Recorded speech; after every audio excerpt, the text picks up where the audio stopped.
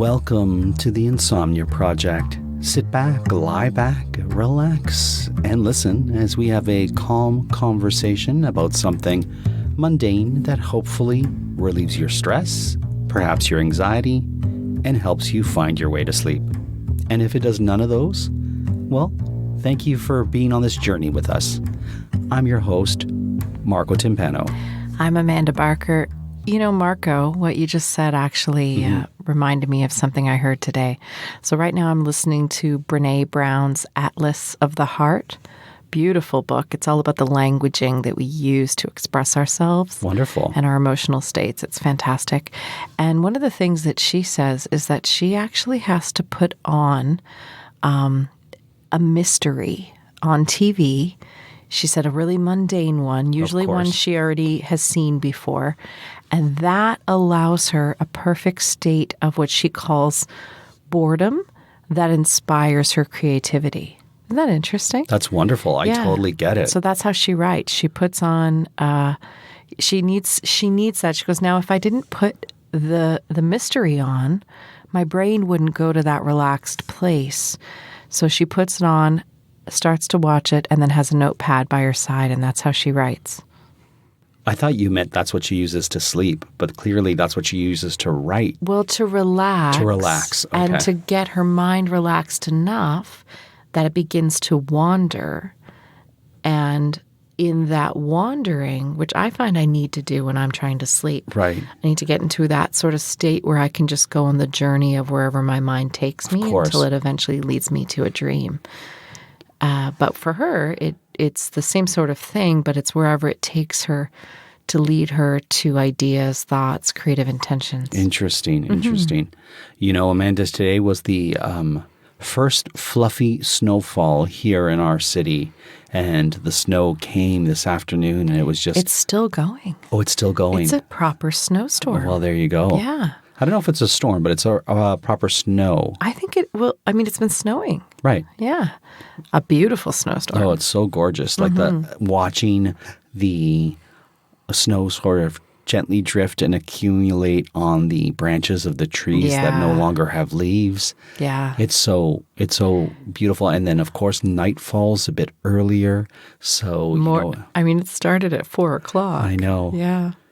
And so we ended up having dinner early, but we had some food that really was conducive to a snowy winter day. So it was really lovely, and it felt very cozy in the home. And that's always a lovely place to be when you see the snow falling and it's cozy in the home.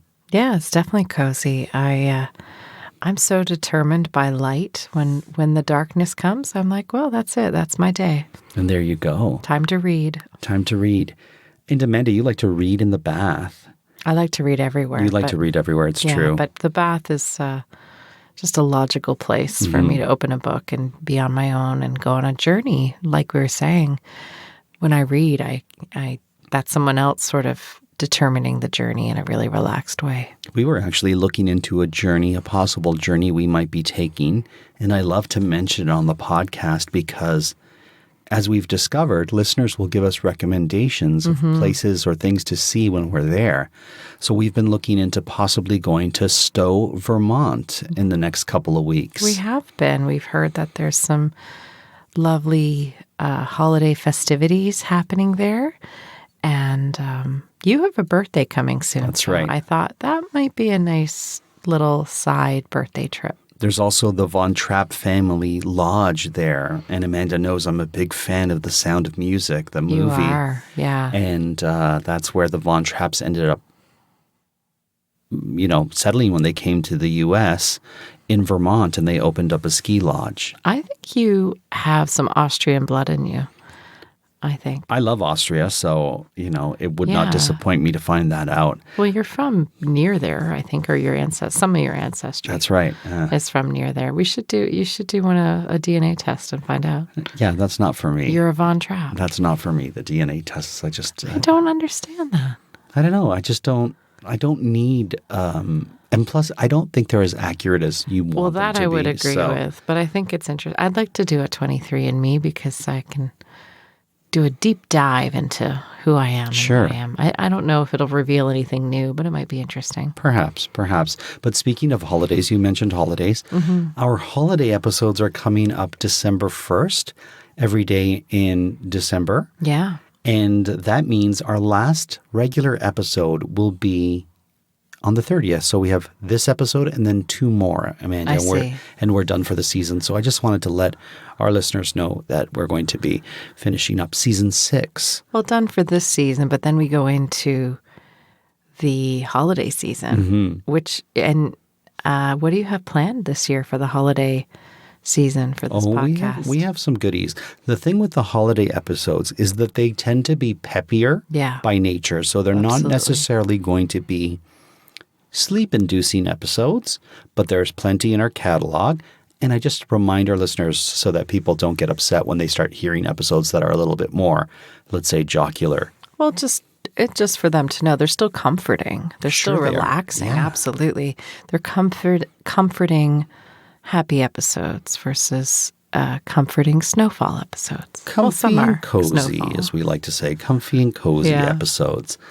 And, I have to also say, when the weather is a little bit cooler and the snow falls, I usually put on a nice sweater or a long sleeve. What would you call this kind of a shirt? It's a comfortable shirt, but it's a kind of like a... I don't know.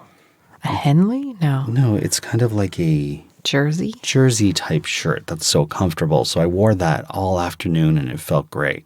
Yeah, I haven't seen that one in a while. That's making a comeback. Making a comeback. Do you have comfortable clothes you wear when it's cold outside, Amanda? I do. I'm wearing some right now. You know me.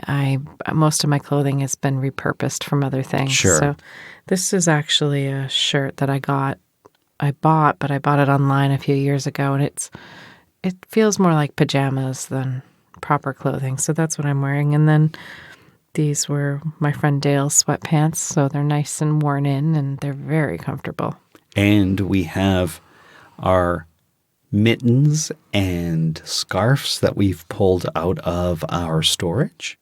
I see they're making an appearance in rotation. They all go into Moroccan poofs. I use Moroccan poofs that we have for seating, extra seating, as also extra storage. We should mention what a poof is in case people aren't familiar with it. It's kind of like I don't know what, it's another a word for it. round, circular, modular, ottoman type structure. I guess, that you can made use. of leather. You can use, it doesn't have to be leather. No, it doesn't have to be. These ones are, though. These ones happen to be, but you can use them to put your feet up. You can use them as a place to sit. Yeah. But they're like little circles. Beanbag chairs almost. Almost beanbaggy, but we fill ours up with the seasonal clothes that we're not using. Well, this time of year, they're a little more beanbaggy because my summer clothes just don't take up the same amount of girth Sure. as my winter sweatpants and jackets and scarves and mittens. So the summer shawls and bathing suits that go in there, they fill it up, but just not quite the same. So it actually makes for, in my opinion, a more comfortable seat. Oh. But anyway, that's what I put in there for the most part. And a couple of blankets and things in there too. Mm-hmm. So they serve for me double purpose. I have 2. One for seasonal clothing storage, and then obviously 2 for extra seating. We also have a couple of electric fireplaces in our home. Yeah, we do, yeah. Which are really lovely if you're considering getting one.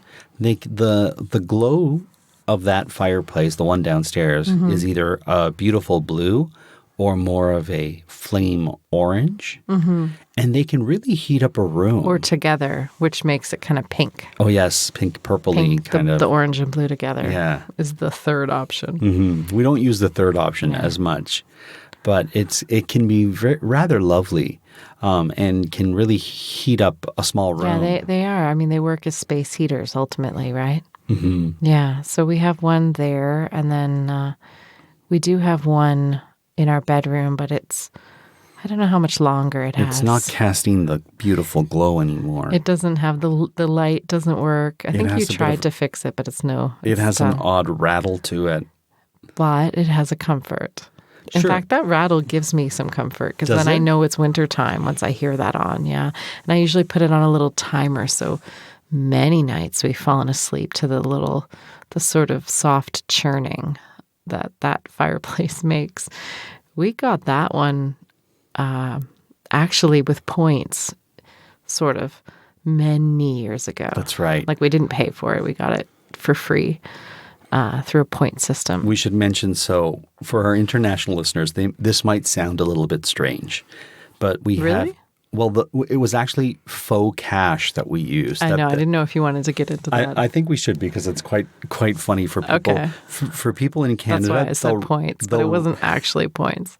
They'll recognize it, but for anyone who's outside of Canada, they might think it's very odd. So there's this company in Canada, and they're not a sponsor of the show. So I say that with, they could be if they want to, but I'm not recommending the company. But they're called Canadian Tire. They may not want to be after this story. Well, we'll see. It's their tough luck, I would say. But Yeah. they're called Canadian Tire. So you would think you buy tires there, and you can.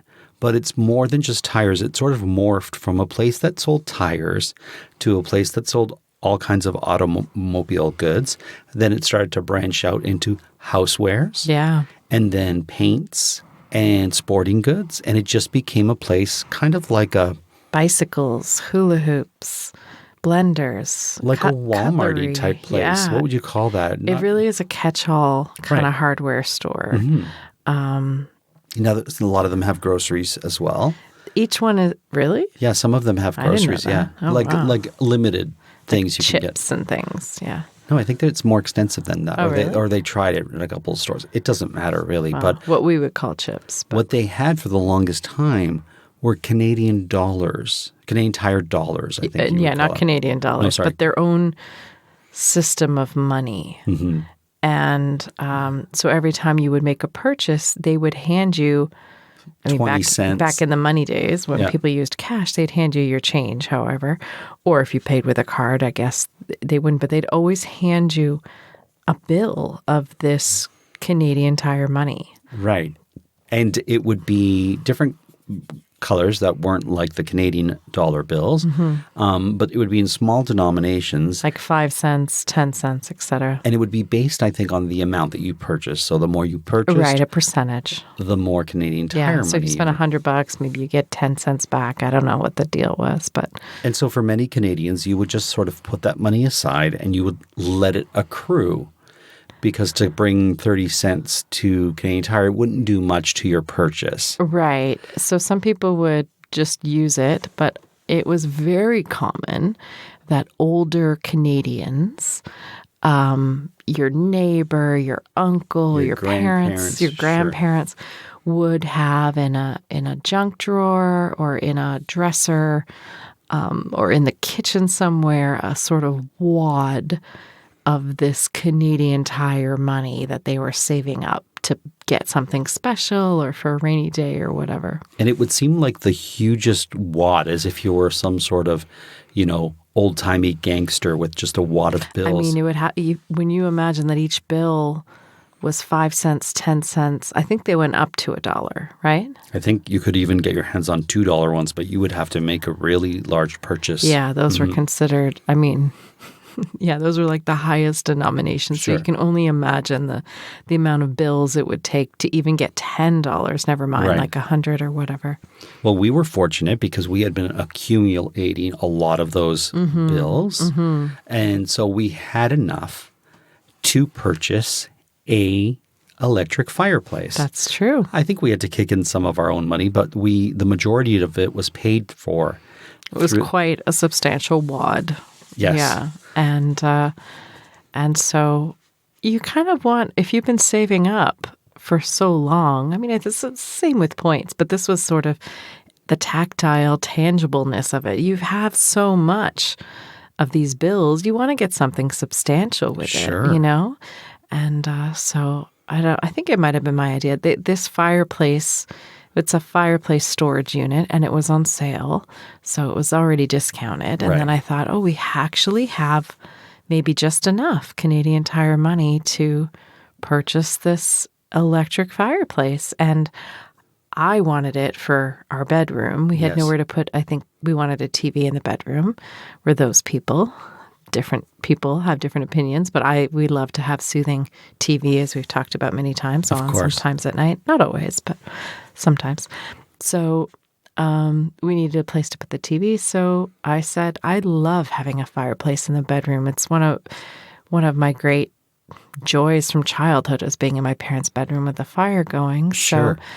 So, we're not going to have a real fireplace because we're in the city and we're not allowed and so on. So I loved it. I still love it at night, even though it barely, it's doesn't owe us anything, as they say, because we have had that unit since at least 15 years, I think. There now. you go. Yeah. So it's a long time. It is a long time. And I think you can have fireplaces in the city. One of our listeners sent us a report that you could. Oh, really? Yeah, so, but not a new, like older homes, right? Perhaps. Yeah. I don't recall it. Well, we don't have one in any event. No, in any event, we don't have one. But so, yeah, we might have to get a new one. Do we have any Canadian Tire money in this home? Well, now right it's a points card system, I think. They finally phased it out. Yeah. But it was nice to have that with that money. So maybe the deal is whatever we buy to replace it has to be on points. Right. And you know me, I'm a big love and collector of all kinds of point system things. So I'm sure I probably have them in some capacity. Sure. Amanda's very good at ensuring that we collect the points whenever there's a point system. Almost always, yeah. There's a few things that have escaped me, but for the most part, I'm pretty on it, yeah. And then it's always lovely to use your points for anything, big or small. And I remember one time, this was years ago, we were either newly married or we were, a year away from getting married. Mm-hmm. And one of the drugstores had this interesting sort of way to get lipstick.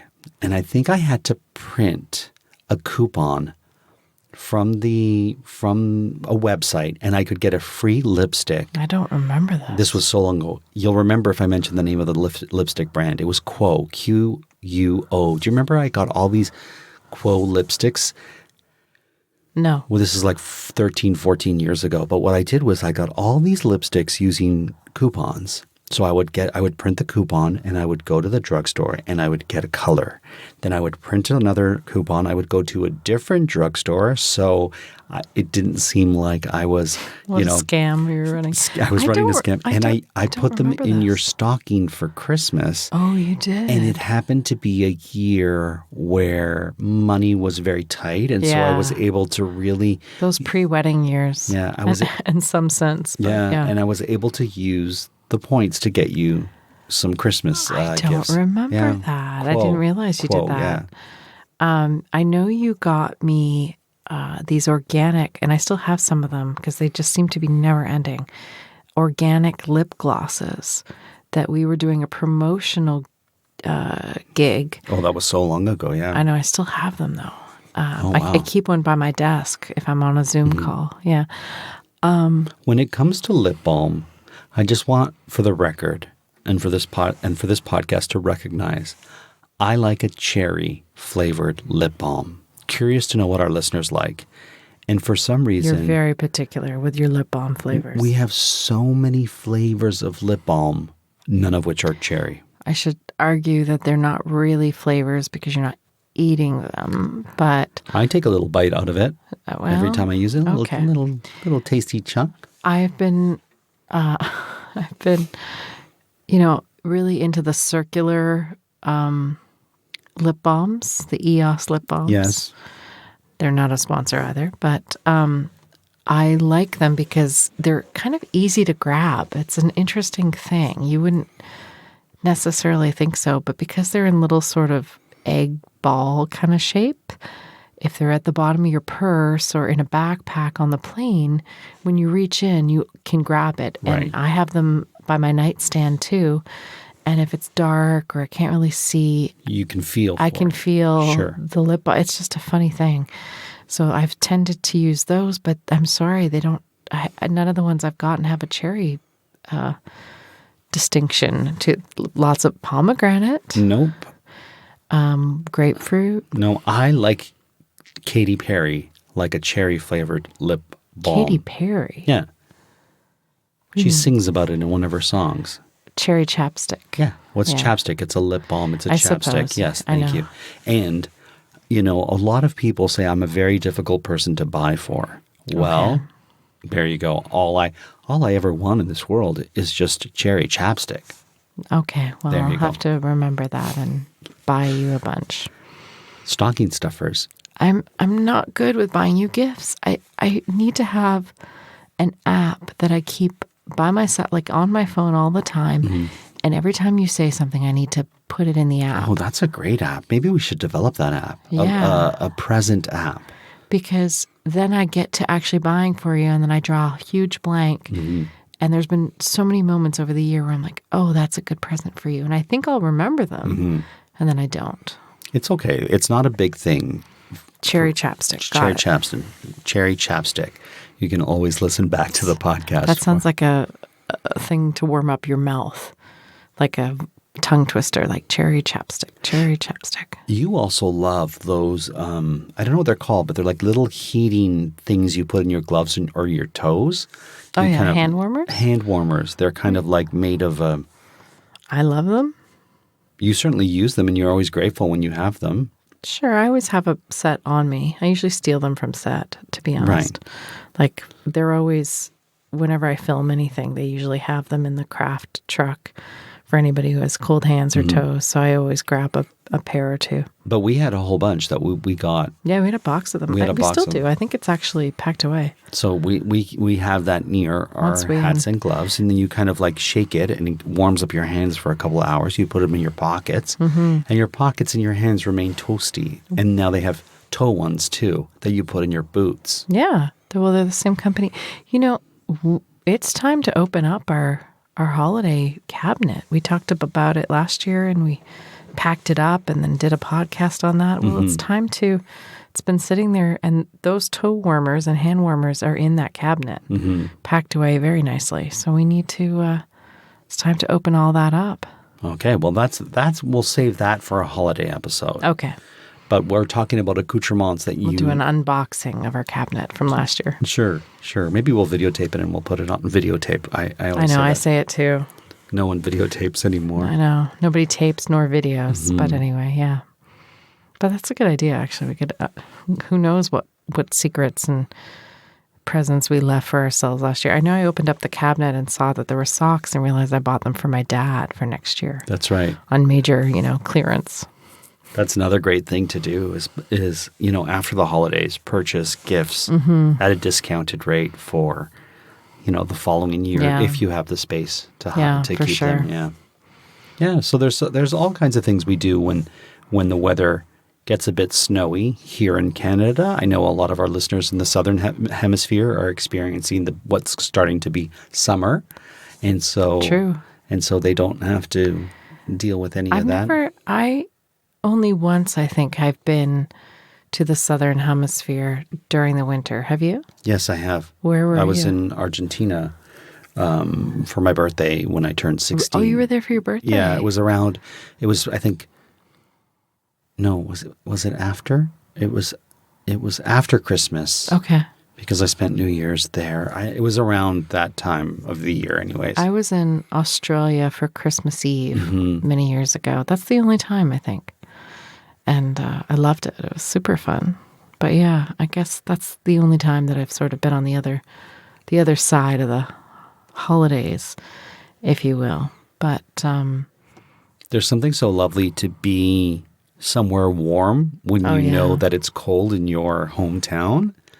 I always love that feeling. There's a really sweet song called Christmas on the Beach. That's a Canadian song. It's not well known, but I always put it in my Spotify playlist. If anybody wants to find me on Spotify, it's in my Christmas playlist there.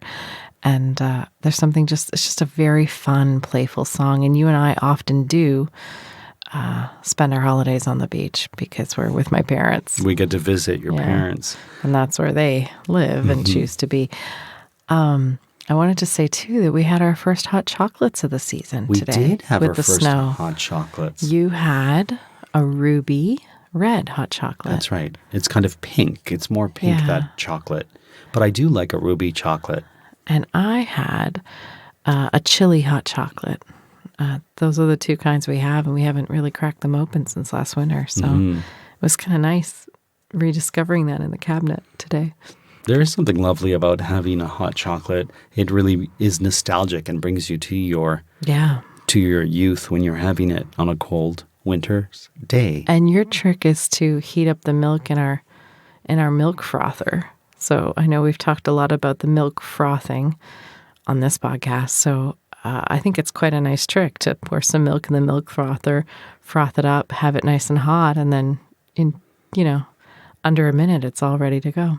And I think a milk frother is the perfect gift for someone who has everything. We all have that person in our life who has everything and you don't know what to buy them. But you need to know they're going to use it, though, because if they're not, you and I use ours almost every day.